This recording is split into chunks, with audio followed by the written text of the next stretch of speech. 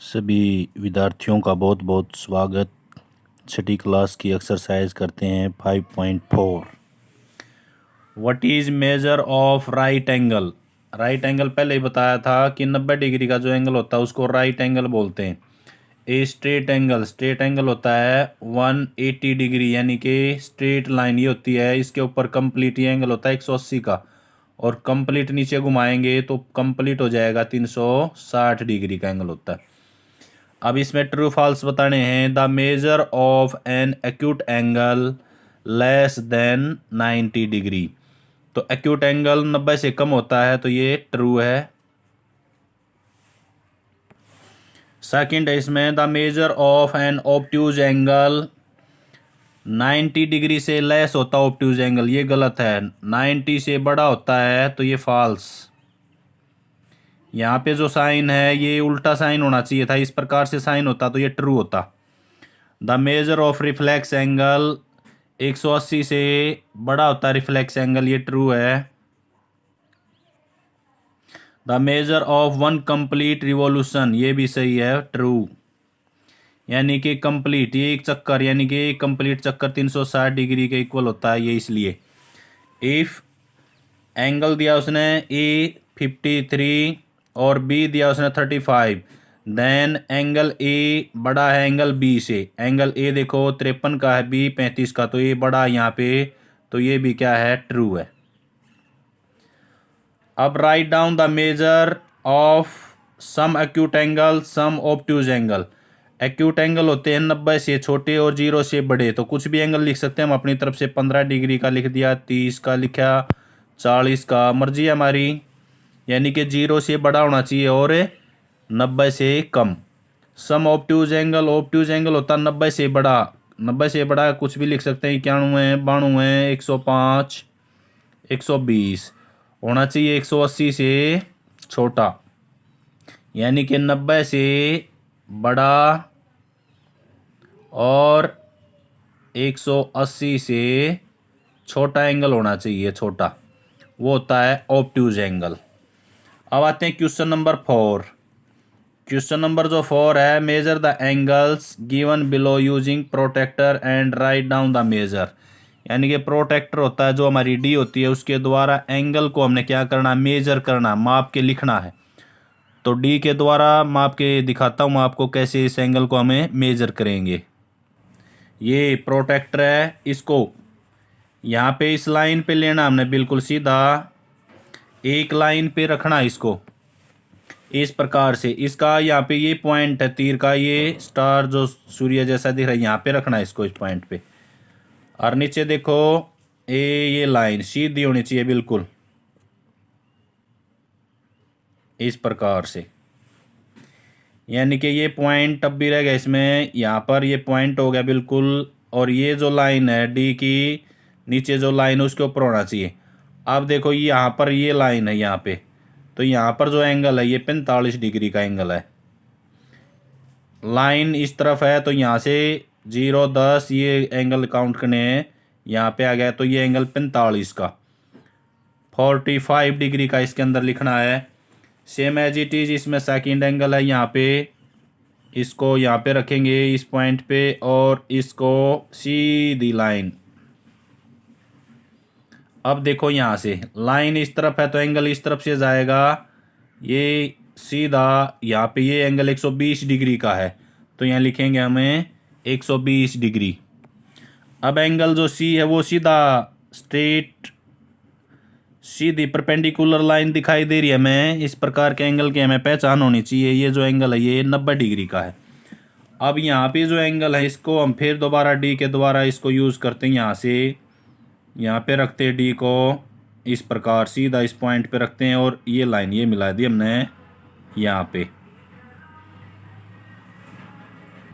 इस प्रकार से हमने इसको यूज़ करना है यहाँ पे। अब लाइन इस तरफ है तो एंगल यहाँ से देखेंगे ऊपर वाला 0। अब देखो ये 60 डिग्री का एंगल लिख सकते हैं, थोड़ा सा आगे 61 डिग्री का हो सकता है, लेकिन हम इसको 60 डिग्री का एंगल ही लिखेंगे। 60 डिग्री का एंगल है। अब ये एंगल मापना हमने, तो डी कहाँ पर रखेंगे, डी का जो ये पॉइंट है इसको हम यहाँ पर रखेंगे, यहाँ पर। ये लाइन के ऊपर हो गया बिल्कुल सीधा। अब यहाँ से एंगल इसमें यहाँ तक है, तो ये लाइन यहाँ पे आएगी इसमें, तो यहाँ पर एंगल आएगा ये हमारे पास, ये 135 डिग्री का एंगल है। तो यहाँ पे लिखेंगे इस एंगल को 135 डिग्री का। अब इस एंगल को मापना है, तो डी पे सीधी लाइन पे रखेंगे हम इसको इस प्रकार से। तो ये तो 90 डिग्री का एंगल है, यहाँ पे लिख देंगे हम ये 90 डिग्री का एंगल। इस प्रकार से लिखने थे ये क्वेश्चन नंबर 4। क्वेश्चन नंबर 5 करते हैं। Question number 5, which angle has large measure. एक ये है एक ये है, दोनों एंगल की यहाँ पे मेजरमेंट लिखनी है और ये बताना है कि इन दोनों में कौन सा एंगल है लार्ज है, बड़ा है। दोनों एंगल को हम डी के द्वारा मेजर करेंगे कि कितने डिग्री का एंगल है। यहाँ पे रखा हमने इसको सीधा स्ट्रेट बिल्कुल, और यहाँ से इसको मापेंगे इस तरफ से, तो ये 40 डिग्री का एंगल है। यहाँ पे लिखेंगे हमें 40 डिग्री। इसी प्रकार इसमें यहाँ पे यूज़ करते हैं सीधी लाइन, ये पॉइंट हो गया हमारा यहाँ पे, और ये जो लाइन है सीधी बिल्कुल इस प्रकार से। यहाँ पर जो ये एंगल है यहाँ पे देखो 60 से ज़्यादा है, 70 डिग्री का हम इसको यूज़ कर सकते हैं, लेकिन ये 70 का है नहीं, लेकिन ये इसको हम 65 का लिखेंगे। तो ये एंगल लिख दिया हमने 65 डिग्री का। तो यहाँ पे लिखा हमने 65 degree.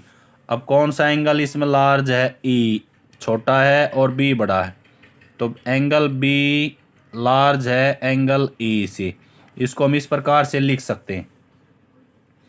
Question number 6, from these two angle which has larger measure estimate and then confirm by measuring them. अब इसके अंदर ये एंगल दे रखे हैं उसने, इसके अंदर ये बताना है हमने, एस्टिमेट लगाना है, यानी कि बिना मेजरमेंट किए हुए देख कर। अब देखो इसमें यहाँ पर ये चाप बड़ी है, ये छोटी है, तो यहाँ पे एंगल कौन सा बड़ा है, ये बड़ा है, ये लार्ज है, और यहाँ पे ये स्मॉल एंगल है। अब इसको मेजरमेंट करके भी हम चेक कर सकते हैं। फिर कहा उसने पहले तो एस्टिमेट लगाओ, फिर कन्फर्म करो कि मेजरमेंट के द्वारा मेजरिंग करके कि दोनों एंगल हमने सही चुने या नहीं। तो डी के द्वारा हम इसको मेजरमेंट कर सकते हैं। क्वेश्चन नंबर 7 है, fill in the blanks with acute, obtuse, right और straight.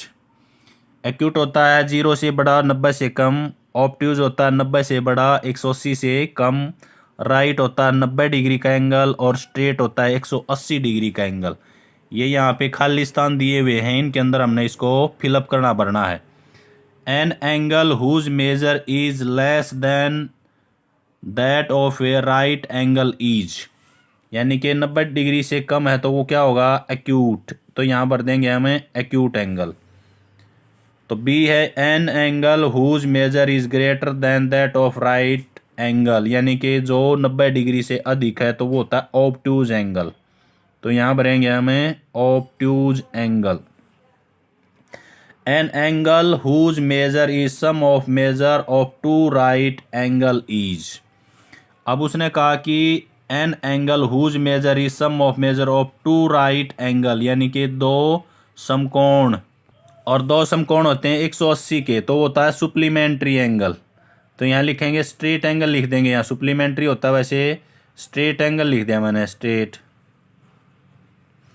When the sum of the measure of two angle is that of right angle, then each one of them is, तो यहाँ पे acute angle आएगा। यहाँ पे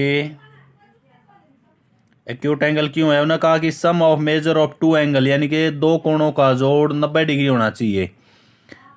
तो each of them, यानी कि उनमें से प्रत्येक क्या होगा, 90 से कम ही होगा, तभी तो 90 होगा जोड़। When the sum of measure of two angle, यानी कि जब दो कोणों का जोड़ is that of straight angle, यानी कि 180 हो, and one of them is acute, एक एंगल उसमें एक्यूट यानी कि न्यून कोण है, तो दूसरा क्या होगा, ऑब्ट्यूज हो जाएगा, ऑब्ट्यूज। तो यहाँ क्या आएगा, ऑब्ट्यूज एंगल।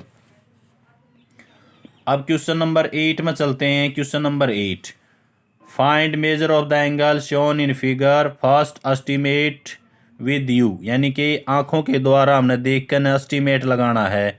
यहाँ पे ये एंगल इस तरफ से और ये एंगल इस तरफ से, तो यहाँ पे ये जो एंगल है ये स्मॉल है, तो प्रोटेक्टर के द्वारा हम इसको मेजर करते हैं। यहाँ पे देखो ये 40 डिग्री का एंगल है, यहाँ पे ये 40 डिग्री का, और यहाँ पे जो एंगल है ये यहाँ पे रखते हैं हम इसको,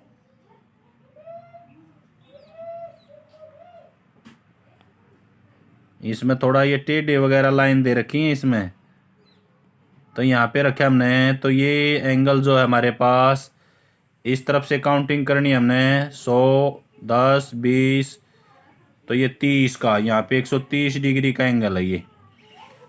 तो ये प्रोटेक्टर के द्वारा लिखेंगे हम इन सभी को। ये इसमें भी इसी प्रकार से यहाँ पे हम डी रखते हैं, डी रख के इसमें एंगल को मेजर करते हैं यहाँ पे इस प्रकार से सीधा। यहाँ पे जो एंगल है ये इस तरफ से काउंट करना हमने 60, यहाँ से ये 65 डिग्री का एंगल यूज़ कर देते हैं 65। यहाँ पर भी इसी प्रकार से यूज़ करना हमने, 19-20 का इसमें डिफरेंस हो जाता है। यहाँ पे ये जो एंगल है 130 डिग्री की लाइन पे यहाँ पे 130 डिग्री का यूज़ करते हैं, ये एंगल है 130 डिग्री का। अब क्वेश्चन नंबर 9 है फाइंड द एंगल मेजर। अब देखो यहाँ पे पहले हमारे पास वॉच के एंगल आए हैं यहाँ से लेके यहाँ तक 30 डिग्री का, 60 और 90, यानी कि 12 कंप्लीट एंगल होता है 360 का। और यहाँ पे एक से लेके 12 तक 12 कॉलम हैं, तो एक कॉलम में 30 डिग्री का एंगल बनता है, तो यहाँ पे 90 का। अब देखो यहाँ पे एक सुई 12 पर एक पर, तो ये एंगल बनेगा हमारा 30 डिग्री का, यानी कि एक कॉलम बने हमारा पास। यहाँ पे ये बिल्कुल स्ट्रेट लाइन है, तो यहाँ से ये एंगल बनेगा हमारा 180 डिग्री का। तो इस प्रकार से एंगल बनते हैं। ये पहले एक्सरसाइज के अंदर करवाए थे, एंगल किस प्रकार से हम निकालते हैं घड़ी के एंगल, तो वो दूसरी एक्सरसाइज में थे। यानी कि 12 से 1 के बीच 30 डिग्री का, 1 से 2 के बीच भी 30 डिग्री का, और यदि ज़्यादा पार्ट यूज़ करेंगे तो 30 से गुणा कर देंगे, उसको हम एंगल निकाल लेंगे। तो इस एक्सरसाइज में मोस्टली यही क्वेश्चन थे, हमने प्रोटेक्टर के द्वारा मापने और लिखने। तो ये एक्सरसाइज कंप्लीट। Thank you. जय हिंद, जय भारत।